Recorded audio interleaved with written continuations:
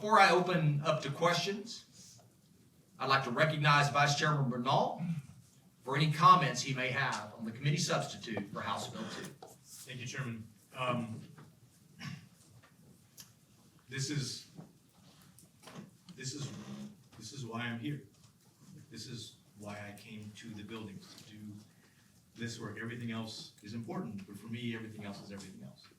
And so, having done this before, one, I want to thank the chairman and the committee because I think we've seen the way that the bill has evolved based on the things that we've heard from public testimony, from the people that we care about in the public education space. We can see that the bill has evolved, and I think there's still an opportunity to do that. And that's the part I want to talk about the most, which is we're at a moment now where we're better, but between now and the floor, there's still opportunity to do a lot of work. I fully recognize, and I mean this in the most respectful way, that there's still work to do. That there's still some things that we have to resolve or fix. There are districts, including some of my own, that when you look at them, there's something that needs to be smoothed over, fixed, resolved.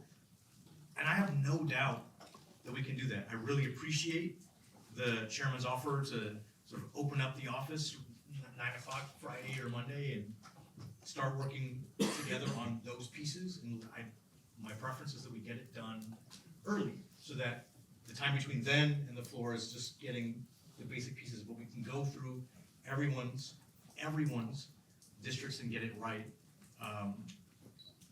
In every big bill, there are going to be pieces that you're not always thrilled about. I get that.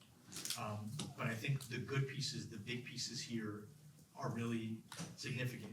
And for the parts that need work, I really believe that we can get to them and make them what they're supposed to be. And I'm gonna give you an example. I'm gonna shoot my shot right now with all you guys.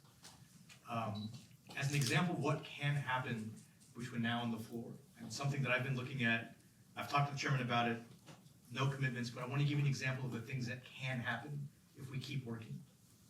So, for those of you who may not know, Texas currently funds pre-K at a half day, right? Every other student, K-12, gets a full day amount of money. The pre-K gets a half day. And we've talked a long time since I've been here, this is my 6th session, we've talked about getting ourselves to full day pre-K. For whatever reason, or a variety of reasons, we haven't done it. So put that here. The comp ed weight increase is 0.005. Okay, it adds up to about 880 million. Sounds like a lot. It is a lot. In the grand scheme of things throughout the state, that comes out to about $32 a kid. And that $32 at any given campus, even the ones that I went to in San Antonio, doesn't do really as much as we'd like it to do. However, if you take the 880 that comp ed generates, you take the pre-K being added to the early ed allotment, that's 110 million, and you take the full day pre-K partnerships, and you put that money together, all of a sudden, you have the dollar amount needed to fund pre-K at a full day, right? So maybe I might, on the floor, after talking with everybody, offer an amendment that takes these dollar amounts, puts them together, and puts Texas in a position to fund full day pre-K. That is the kind of work I think still is available and remains between now and then. And this is on top of making sure that everyone's districts are either winners or big winners.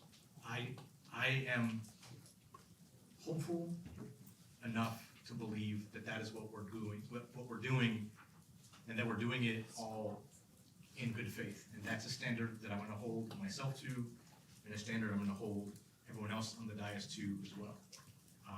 And I look forward to it, because as hard as it is, as challenging as it is, I love this.